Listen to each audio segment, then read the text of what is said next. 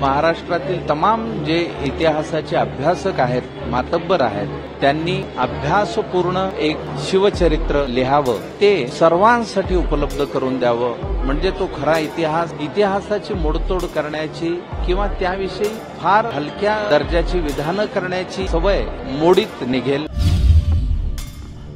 महाराष्ट्राचं आराध्य दैवत शिवछत्रपती शिवाजी महाराज जयंती दिनाच्या सर्व मावळ्यांना मनापासून हार्दिक शुभेच्छा. आज कर्मधर्म संयोगाने योगायोगाने याच दिवशी धर्मवीर छत्रपती संभाजी महाराजांच्या जीवनावर आधारित छावा हा सिनेमा पाहण्यासाठी मी इथे आलेलो आहे. मुद्दाम मुलांना घेऊन आलेलो आहे. मला असं वाटतं की अलीकडच्या काळात इंग्रजी शाळांचं सगळीकडे पेव फुटलेलं असताना आपल्या संस्कृतीविषयी, आपल्या मातीविषयी, आपल्या वीरांविषयी सगळ्यांना माहिती असणं, महाराष्ट्रातील तमाम आईवडिलांना माझी कळकळीची विनंती आहे, आपापल्या मुलांना हा सिनेमा आवर्जून दाखवावा. मी या अलीकडच्या काळात खूप वेगवेगळ्या बातम्या ऐकतो आहे.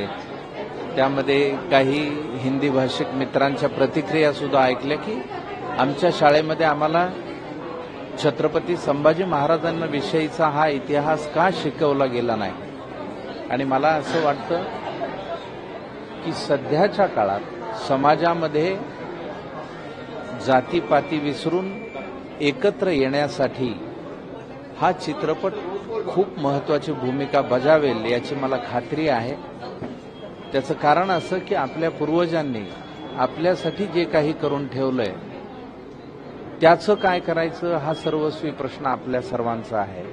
त्यामुळे आपण सर्वांनी अत्यंत सजगतेनं, संवेदनशीलतेनं हा चित्रपट पाहणं, इतिहास समजून घेणं, त्याची मोडतोड न करता, त्याचं विकृतीकरण न करता, त्याविषयी कुठलं तरी विचित्र भाष्य न करता आपण सर्वांचा अभिमान, आपण धर्मरक्षक संभाजी महाराज म्हणतो, स्वतःच्या धर्मासाठी ज्यांनी प्राण त्यागले त्यांचा धगधगता इतिहास या चित्रपटाने मांडलाय.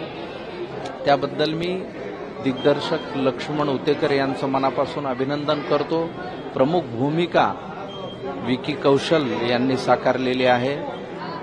विकी कौशल आणि त्यांच्याबरोबरच्या अक्षय खन्ना असतील, रश्मिका मंदाना असतील आणि आमच्या मराठीतली सर्व मातब्बर मंडळी या सिनेमामध्ये ज्यांनी काम केलेलं आहे, या सिनेमाचा जे भाग आहे त्यांचंही मी मनापासून अभिनंदन करतो.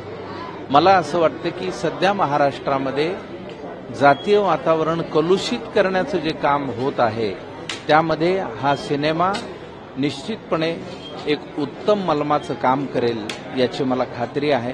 आपण सर्वजण आपला इतिहास अत्यंत प्रेमानं, अत्यंत स्वाभिमानानं जपला पाहिजे आणि आपल्या मुलांपर्यंत आणि पुढच्या पिढ्यांपर्यंत सुद्धा तो तितक्याच रोखठोकपणे मांडला पाहिजे, नेला पाहिजे.